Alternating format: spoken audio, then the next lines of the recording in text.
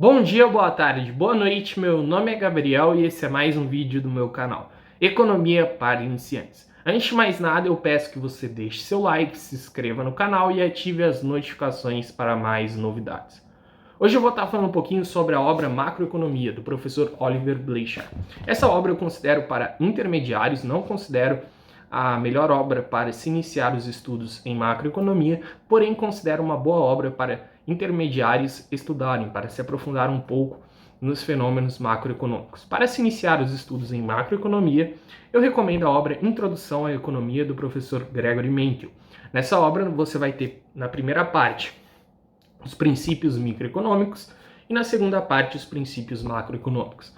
Então eu recomendo para iniciar a obra do professor Menkel, especialmente a segunda parte, mas eu acho importante você ler a primeira sobre microeconomia também. Então, como essa obra é para intermediários, eu a coloquei na minha lista dos 10 melhores livros para intermediários. Também é importante informar que eu estarei analisando a quarta edição brasileira, ou seja, a tradução da quarta edição para o português, Então, essa edição que eu estou analisando é de 2007. Então, a gente vai ter versões mais atuais, Se eu não me engano, a gente já tem a oitava edição, traduzida para o português, e vai ter edições anteriores, como, por exemplo, a primeira, a segunda e a terceira. Então, pode ser que exista algumas diferenças, Por exemplo, ele utiliza muitos exemplos, muitos dados, próximos a 2007, Hoje ele usaria exemplos e dados mais atuais. Mas, de qualquer forma, os princípios, as leis econômicas ensinadas são os mesmos, Primeiramente, o autor, ele inicia a obra fazendo um giro pelo mundo. Então, ele pega as principais regiões, economicamente falando, no ano de 2007 e faz uma análise macroeconômica delas. Ele vai fazer uma análise dos Estados Unidos da América, do Japão e da União Europeia. Provavelmente, hoje em dia, na edição mais nova, ele deve fazer análise de outras regiões ou até mesmo dessas regiões com dados um pouco mais atualizados, mas o ponto é que ele faz essa análise da situação econômica dessas regiões nessa época, próximo de 2007, e é muito interessante. Inclusive, a gente vê aqui uma espécie de inversão, porque normalmente primeiro se ensina a teoria, e depois passa para a prática. Ele inicia fazendo uma análise macroeconômica dessas regiões e depois ele vai ensinar a parte teórica, vai ensinar a utilizar as ferramentas que ele utilizou para fazer esse giro pelo mundo. Eu achei essa uma inversão bem interessante, inclusive o professor Varian, em seu manual de microeconomia, ele faz uma coisa parecida, Ele inicia fazendo uma análise de um mercado e depois ele passa a ensinar as ferramentas, E eu acho que esse é um modo um pouco peculiar de iniciar uma obra, mas é bem interessante, então eu gostei bastante. Inclusive ele brinca que se você gostar dessa primeira parte, é provável que você vá gostar do livro inteiro, E eu concordo com ele. No segundo capítulo do livro, o autor ele faz um giro pelo livro, então ele passa rapidamente pelos principais pontos que ele vai abordar ao longo do livro. Então ele vai falar um pouquinho sobre PIB, vai falar um pouquinho sobre taxa de desemprego e sobre taxa de inflação. Ele vai explicar todos esses pontos de forma resumida, de uma forma bem sintética, porém ao longo do livro ele vai explicá-los em mais detalhes, Então seria um giro pelo livro, Então ele vai dar um panorama geral do que será ensinado na obra. Ele também vai falar bastante sobre as diferenças de curto, médio e longo prazo, E isso é importante você decorar para o restante da análise. Após o autor nos convidar a fazer essa análise mais geral do livro, ele passa a ser mais específico.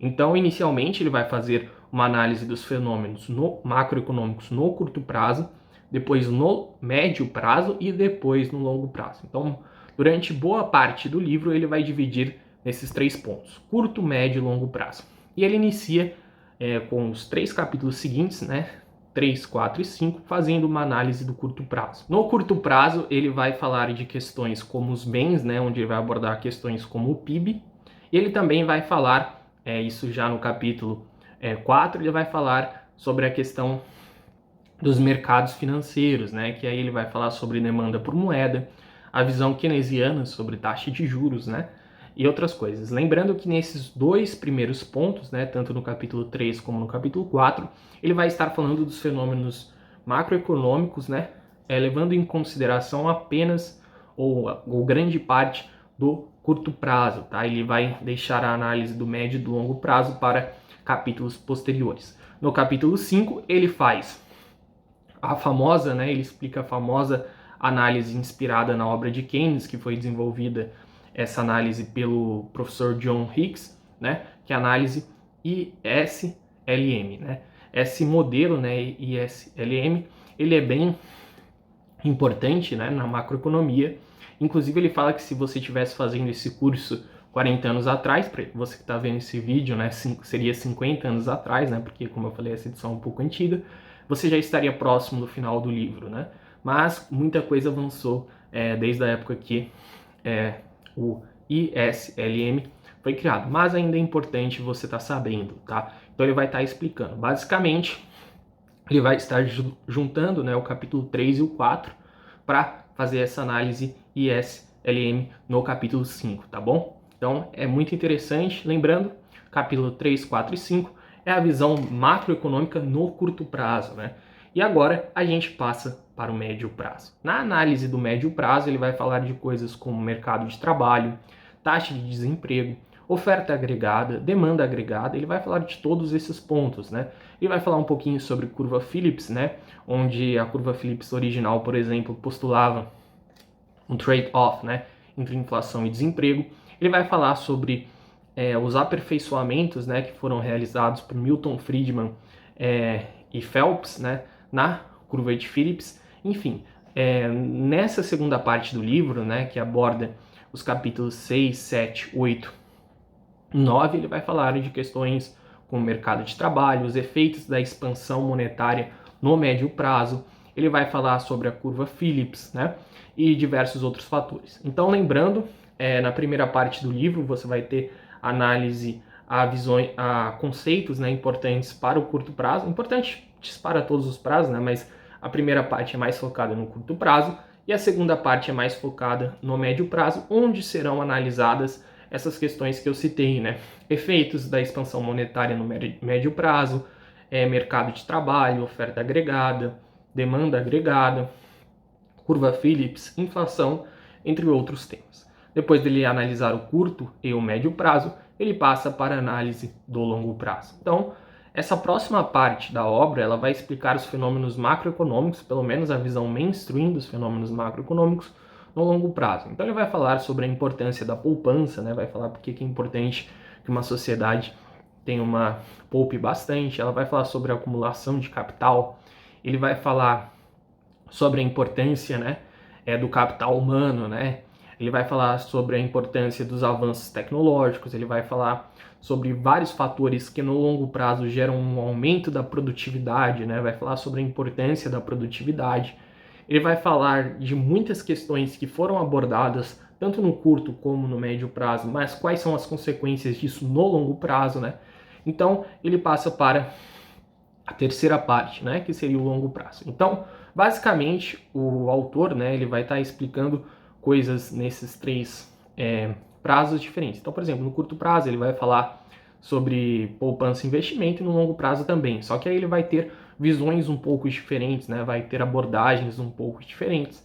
Então, basicamente, ele vai nos ensinar a fazer uma análise do curto prazo, do médio prazo e do longo prazo ao longo do livro, né? E é importante você ler as três partes, né? As três partes são complementares, né? E além delas serem complementares, as três são muito importantes. Lembrando que, por mais que você tenha discordâncias com pontos apresentados pelo autor, acredite que alguma teoria dele está equivocada, etc., né? É importante que você leia para você compreender, né, os argumentos dele e ver onde estão os erros. Lembrando que ele não acaba após o longo prazo, né? Então ele faz sim essa explicação e dedica uma boa parte do livro ao explicar o curto, médio e longo prazo, mas existem alguns outros pontos que ainda vão ser explicados pelo autor ao longo do livro e eu vou falar deles agora. Após ele fazer essa análise, né, das partes mais fundamentais, ele passa a fazer uma explicação, né, sobre as questões, sobre a questão das expectativas. Então ele vai falar sobre expectativas em mercado financeiro, ele vai falar sobre a questão das expectativas no modelo ISLM, entre outros pontos. Então essa parte das expectativas é bem interessante. Eu considerei ela um pouco mais difícil, né, do que os capítulos anteriores, mas eu acredito que com uma leitura atenta, né, com você se esforçando, com você indo com calma, você vai conseguir compreender. Então essa parte das expectativas é sim muito interessante, e eu recomendo que vocês leiam essa, né, extensão, tanto que ele chama de extensão.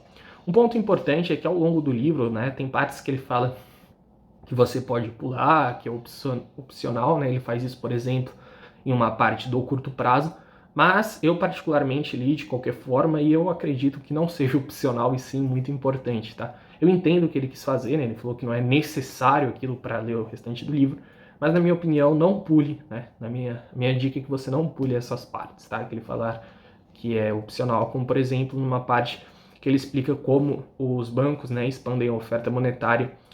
No capítulo do curto prazo ele explica isso, né? Eu acho que são sim muito importante. É muito importante sim essa parte. Após essa análise, né, do curto, médio e longo prazo e das expectativas, o autor vai nos explicar como é uma economia aberta, né? Ele vai falar bastante sobre economia aberta.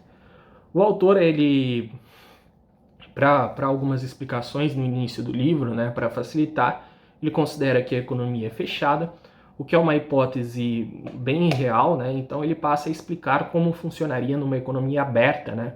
Nessa parte do livro. Então ele vai falar bastante até sobre essas questões do comércio internacional, etc. E eu acho bem interessante. Ele vai falar, por exemplo, sobre taxas de câmbio, né? Ele vai falar sobre os tipos de câmbio, né? Então ele vai falar sobre o câmbio flutuante, o câmbio fixo e etc. Né? Todos esses pontos são muito importantes. O autor explica com muitos detalhes, tá? Eu não vou ficar entrando em detalhes aqui porque o vídeo já está ficando muito longo, né? Mas é sim muito importante que você leia essa parte da economia aberta, especialmente a parte sobre câmbios, né? Sobre os tipos de câmbios, etc. Na verdade, leia tudo, né? Que, como eu disse, esse é um manual muito completo. Ele explica de uma forma um pouquinho mais difícil que a do Menkyo, né, do livro que eu recomendei para iniciar. Só que embora seja mais difícil, né, a forma que ele explica, ele vai mais a fundo, etc. Então, na minha opinião, você pode utilizar um como complemento do outro, né? Então, eu acredito que seja bem importante você estar vendo essa parte da economia aberta. Posteriormente, ele vai estar falando sobre as patologias, né? Então, ele vai falar, por exemplo, a visão sobre a Grande Depressão, né, a visão que ele segue, né, sobre a Grande Depressão, né, que seria a crise de 1929. Ele vai falar sobre desinflação, sobre deflação, ele vai falar sobre as hiperinflações, ele vai falar um pouquinho sobre a crise que ocorreu no Japão, né? O livro ele não fala da crise de 2008 nessa edição, porque o livro foi publicado em 2007. Eu acredito, embora não tenha certeza, né, que as edições mais novas devam ter uma parte falando da crise de 2008. Mas, inclusive, se alguém tiver uma edição mais nova e puder deixar nos comentários aí se ele fala ou não, seria bem interessante. Mas, de qualquer forma, na parte das patologias, ele vai falar, né, sobre hiperinflação, sobre a Grande Depressão, né, a crise que se inicia, né, com a crise de 1929, com a quebra da bolsa, etc. Vai falar sobre desinflação, deflação. É importante a gente saber que desinflação é diferente de deflação, né? E essas coisas, né? Então essa parte das patologias é bem interessante.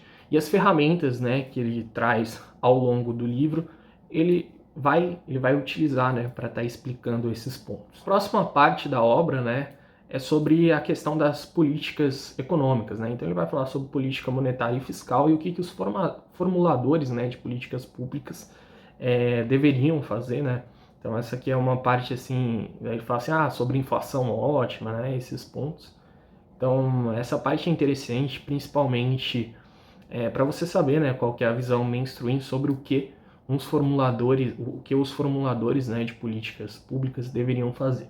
Bom, e a última parte que eu gostei muito, né, embora não seja muito longa, ele vai falar um pouquinho sobre a história da macroeconomia, né? Então ele vai falar sobre Keynes e a Grande Depressão, ele vai falar sobre a avalanche keynesiana que teve, né? Ele vai falar sobre os monetaristas que foram como se fosse uma resistência, né, aos keynesianos no momento em que os keynesianos eram praticamente a corrente dominante, né, no ano de 1950, né, 1960, e aí surgem os monetaristas como Milton Friedman, etc. Ele vai falar sobre a revolução das expectativas racionais, né, com Robert Lucas e Sargent, né. Ele vai falar sobre algumas das principais escolas keynesianas, né. É importante a gente saber que não existe praticamente não existe mais o keynesiano raiz, né? Hoje em dia a gente tem os novos keynesianos, os neo-keynesianos, etc, né? Tem, inclusive é diferente, né? Novos keynesianos para neo-keynesianos existem diferenças. Então todos esses pontos são muito importantes, tá bom? E eu gosto bastante dessa parte de HPE, né? História do Pensamento Econômico. Bom, esse foi um breve resumo, né? E breves comentários sobre a obra Macroeconomia de Oliver e por que eu acredito que essa obra é interessante, né, para você ler, principalmente você que já tem alguma noção de macroeconomia, não precisa ser muito avançado, mas que já tem alguma noção básica.